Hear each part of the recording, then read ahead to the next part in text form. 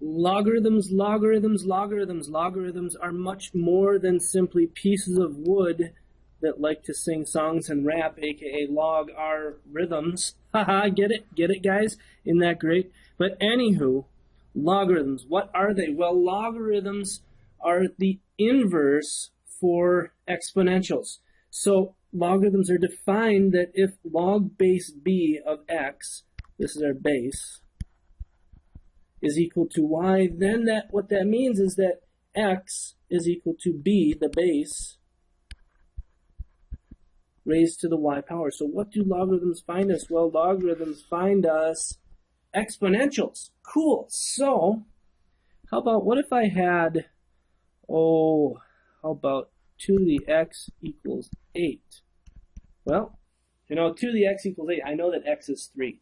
But I can change this into a logarithm to find out what x is, guys. Here we go. We're going to do log base 2 of 8 equals the exponent. Remember, logs equal exponents. And if we go to our graphing calculator, we pull open a calculator page here. I can go into log. I can put in my base of 2 of 8. And I find that it is equal to 3. That's great. That's what I was expecting. So what can we do with logarithms? Well, let's take a look. We're going to evaluate these two logarithms without using a calculator. Whoa, mind-blowing. How in the world can we do that? Well, let's change from this logarithm form into exponential form. So the base is 5 to some power equals 1/5. Okay, well, let's go ahead and call it y. Forget this question mark mumbo-jumbo. So 5 to the y equals 1/5. Well, what exponent gives me 1/5? Well, the y is -1. So log base 5 of 1/5 is -1. Cool. How about number 2? Why don't you pause the video real quick and try to evaluate this without your calculator. You might need to think of this fraction, or as this decimal, as a fraction, guys. Go ahead and pause. So into exponential form, I'm going to call this one w. So base of 10 raised to the w power is equal to tenths, hundredths, thousandths. Well, that's the same thing as 1 over 10 cubed, which is 10 to the -3rd. So w log base 10 of 0.001 is equal to -3. It's finding me that exponent.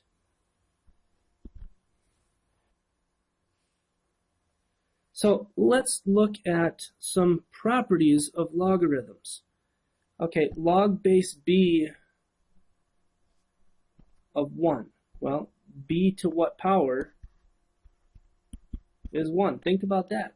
Well, log base b of 1, log any base of 1 is 0.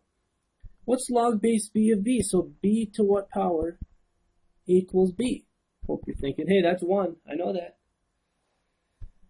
Now, this third one, b to what power, is equal to b to the x. Oh, that's just x.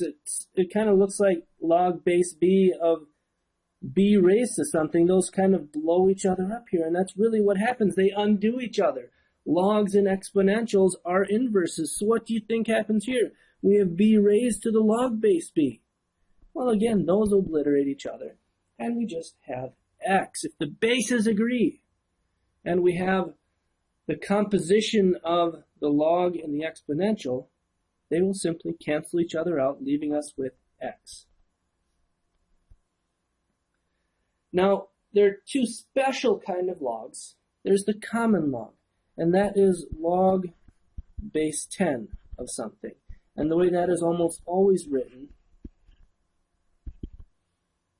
is just log x. We leave the base off. It's like having our coefficient being 1. We generally don't write the 1. We assume that it's 1. So when you have log with nothing written there as the base, we're assuming that it's base 10. Natural log. This would be log base e. And that has a special abbreviation too. It is ln. You will see buttons special on the calculator for those two things. ln simply means log base e. Got to remember that, guys. So let's evaluate this. Okay, common log of square root of 10. So if it helps, put a little 10 there.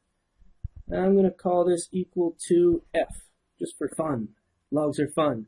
So 10 to the f equals square root of 10. Well, square root of 10, we can think of that as 10 to the 1/2.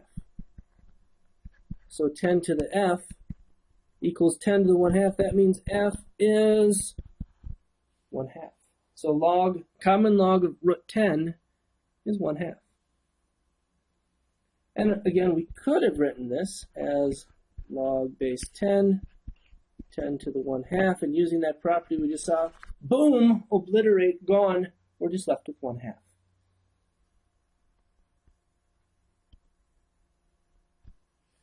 And now some properties. We have properties of exponents. We really have the same sort of properties for logs. If we have log base b of a product, we can split that apart using addition. We had that same property for exponents. If we have log base of a quotient, we can split that quotient into subtracting two logs.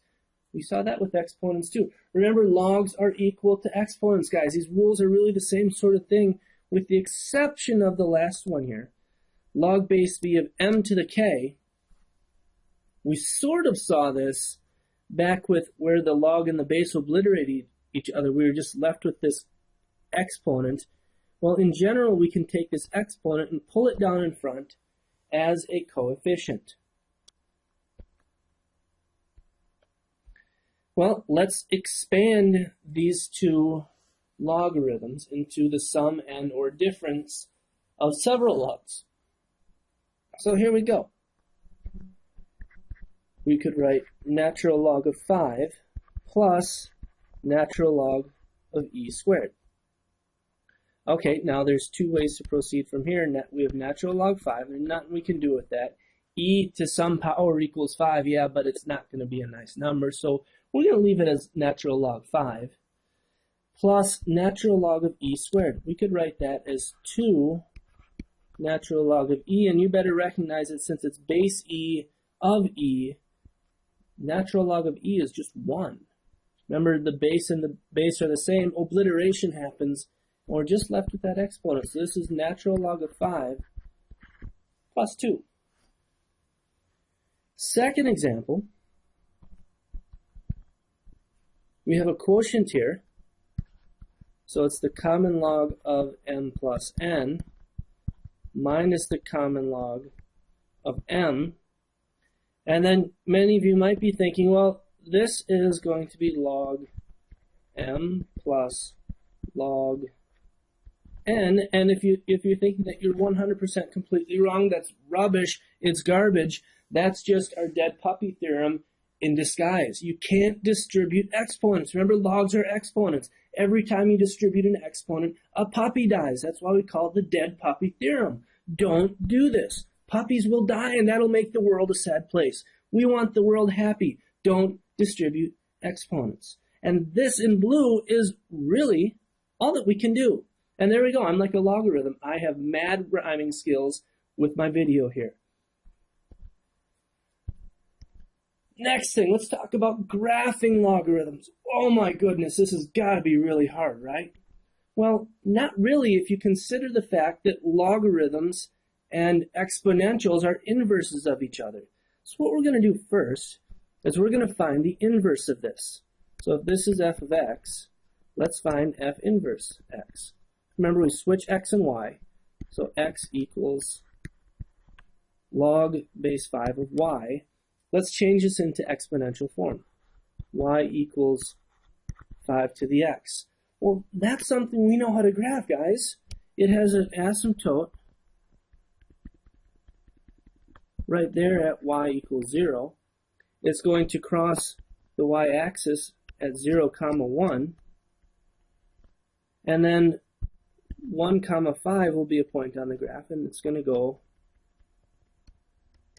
like that. Well, now, how does the graph of a function and its inverse relate to each other?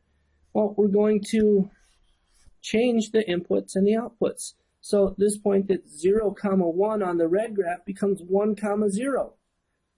This graph that's 1, 5 becomes 5, 1. And this asymptote that was horizontal is now a big, beautiful vertical asymptote at x equals 0. And our log graph goes like this. Our domain is the set of x's such that x is greater than 0. And our range is y is an element of the real numbers. This does not have a horizontal asymptote, this graph of our logarithm. And if we were to throw in the line y equals x, we would see the red and the green are perfect mirror images of each other, just like when you get up in the morning. So in general, to graph any logarithm, find its inverse first, and then graph that, or at least graph the points, and then interchange the domain and range, draw your curve. And lastly, we have this special extra rule for logarithms. It's called the change of base. If we let a, b, and x be any positive real number where a and b don't equal 1, then the log base b of x becomes the log base a of x over the log base a of b. So for instance, if we have log base 2 of 7, I can rewrite this using natural logs using this property. So a would become the e. Log base e of 7 divided by log base e of 2. So natural log 7 over natural log 2. So there we go. That's how we use the change of base. You're going to need this off and on as we change things. However, in our handy modern day calculator, the change of base isn't nearly as important because we can actually type in the base that we want to use. In older calculators, it didn't have that function built in. So there we have it. There we're done. Logarithms in a nutshell. I hope you enjoyed.